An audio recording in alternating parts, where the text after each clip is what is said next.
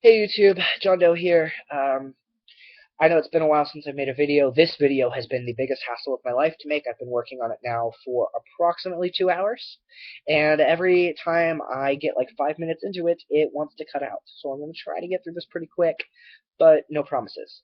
Um, this isn't really an update video, more so as an addressing new people that I've told video, because the last videos I made were like a year ago, and I want to make sure that they have a more updated version of my story and they know where I'm at and how I'm doing, and I also want them to know how I feel about them. So let's get it started. I'm telling my best friend and her husband. That's the first set of people I'm telling. I'm telling, and her husband's also my best friend. I don't know why I do that. I say my best friend and her husband. They're both my friends. I love her to death, and telling her is very scary for me, and I waited so long, and I'm sorry for that. I know that you're watching this going, why didn't you tell me? But I waited not because I thought you would be judgmental, but because I need to be ready for the worst reaction no matter what. And I don't think I'm going to get the worst reaction from anybody. I don't think that. I have to be prepared for it though, just in case. I need to be ready to hear the worst and be able to accept that and be okay. I also got to understand that my transition doesn't just affect me. It affects the people in my life, and it affects those around me. And I need to understand that she has kids, and she and he are going to have to explain that to their kids someday why I'm different. Um, it's a matter of, thinking about how those ramifications will come on. And it's not something I expect you to do right away or to talk to them right away. They're very young, but it's more like I think about those future conversations. I think about the fact that will they be able to accept me as that different because of the fact that, they may not want to have that conversation with their kids someday. And those are the things that weigh heavily on my mind because my transition doesn't just affect me, it affects everybody. And I love you and I respect you guys and I want you to know that. I also want you to understand that you matter to me in a deep way because telling you is very hard for me. I've told my mom, I've told my cousin, I've told my uncle and a friend of mine from high school. Not many other people know because it's something that, well, and a few coworkers now, because they're around me all the time.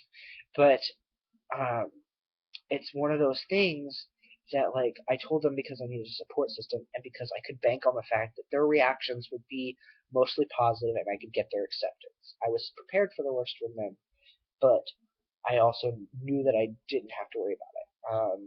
And I'm not saying that I have to worry about it here, but it is something I think about, and I wasn't ready for a bad reaction from you guys, and now I am, and I'm okay with it if it happens. If you need time to process and understand, I understand. If you have questions or reservations, talk to me about them. Give me a call, and I'm here. I love you both dearly. You're not just my friends, you're my family. My sister and my brother-in-law, because being my brother would be great. But you guys matter to me, and thank you so much. Next is my stepmom. I guess I'll get right into that one. She's not just my stepmom. She is my other mother. My biological mother knows about my transition. I don't think there was an issue there. She definitely accepted me right away. I think that she has hesitations that she doesn't talk to me about even, and that's my own biological mother. I think that she worries about me being accepted in mainstream life. I think she worries silently about those things because I told her a story the other day and it didn't go so well, and I think she was a little worried about me being accepted. She hasn't talked to me about it yet, but that's something to talk about and something to think about. It also made me think about telling my stepmom or my other mother. This woman has been a part of my life for the last 15 or 16 years. And my parents got divorced when I was 9. They got together when I was like 10 or 11.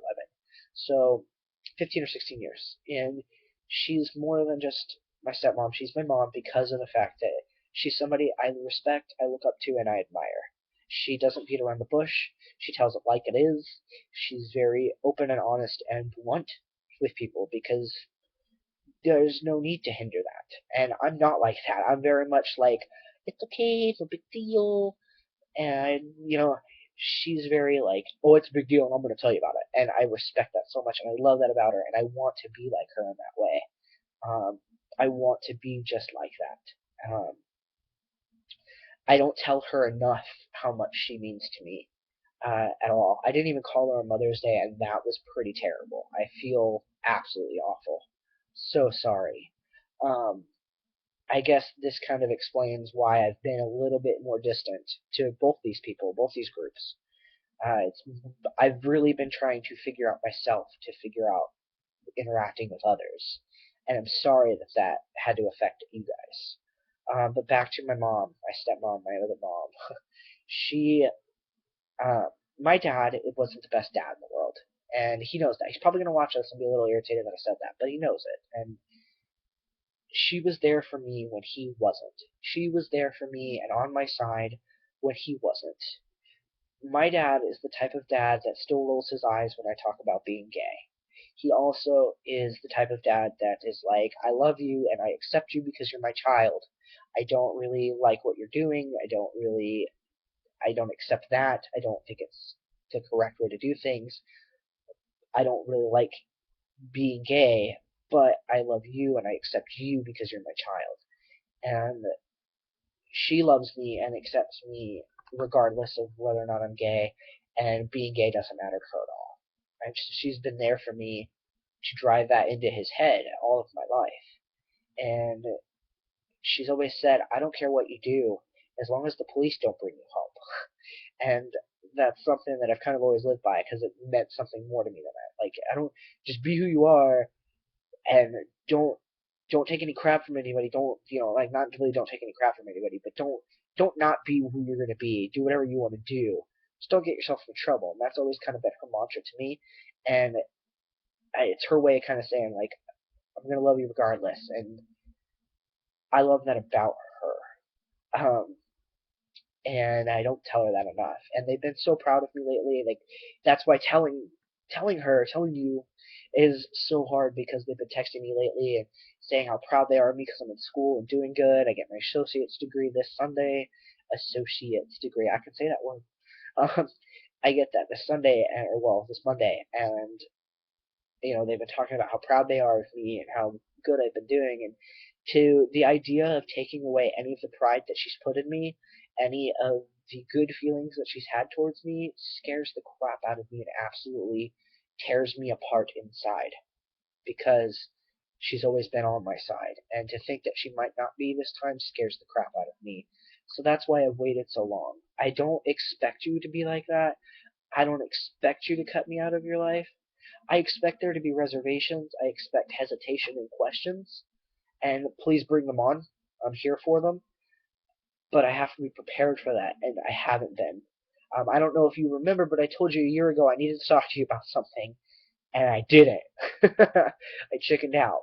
But I'm ready now, and I hope that you can accept me. If you need time, I understand, because she has my little sister to think about as well, who's much older. She's 13 or 14 now. I think she's 13. Sorry. March 8th, 1990 something. 1999. March 8th, 1999. So, however that old. She's got driver's ed this summer. She's just going on like 15, I think. Dang. Moving on. um, but um, I love you guys, and she's got that to think about. She's got my little sister to think about, and how she's going to explain that. Because I also, and if that's a conversation she wants me to have with my sister, I can have it. Not right now, maybe later, but these are all things that I have to think about before telling her, and that's what matters to me, and that's what scares me. Um, I just hope that she can accept me and understand, and I hope that in the future she can even help me to talk to my dad, because I'm not telling him just yet. Obviously, after how he reacted to me being gay, I'm not sure about telling him, and it's very scary still. Um, but hopefully she'll come around if she does have any hesitations, because I don't know if this is too weird, too out of the box, for her. And I hope that it's not. I hope that she can come around and talk to me. Um, but in the end, I'm here if she can't. I'm here when she's ready. And um, I don't know if all of my jumbled of thoughts that are all over the place make any sense right now, but that's how I feel. And I love you both. I'm sorry that I waited so long to tell you. That's why. And also, I guess I just wanted to update everybody else then, and the new people that I'm telling. My voice is obviously different. It's much lower. I work on the telephone, and so now I get called sir almost on every call. It's pretty great. Um, I have a beard 90% of the time now that goes from about here down to here, and it's not long. The strands are maybe about this long, and there's like stick to my face. So it's not like a 5 o'clock shadow. It's like a 10 o'clock shadow because it's a lot darker, but it's not like a long bushy beard. It's like a stick to my face beard. And I have my sideburns that go from here all the way down to here most of the time. And but I cut all that because I didn't want to like give the two new people a big huge shock. I didn't want them to be like, oh my god, too different. I wanted to kind of ease the transition onto them as well. I also have points in the sides of my hair now where I didn't before, right here. My hair comes to a point which is more masculine. My shoulders are much more, they're getting broader. I used to be, and now they're kind of like, they're not super broad yet, but working on it, getting there. And weight loss. I really wasn't working out for the longest time. For the last year, I didn't work out. I'm not gonna lie. 3 weeks ago, I started going to the gym 6 days a week, and I haven't stopped yet. I'm doing great.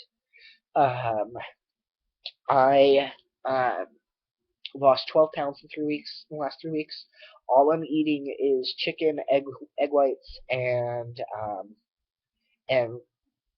fruits and vegetables and string cheese when I want a treat. Um, and so that's been my basic diet.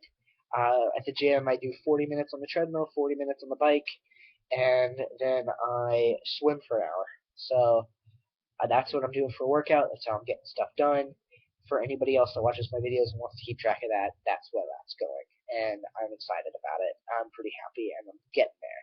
I'm finally starting to apply myself, so hopefully I can start applying myself on my videos too. Sorry it's been so long again.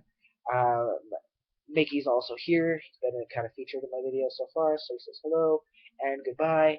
And now I'm going to be done. And to my friends and family that I've told again, I love you. And to the new people that I'm telling, I also love you. I hope I have your support.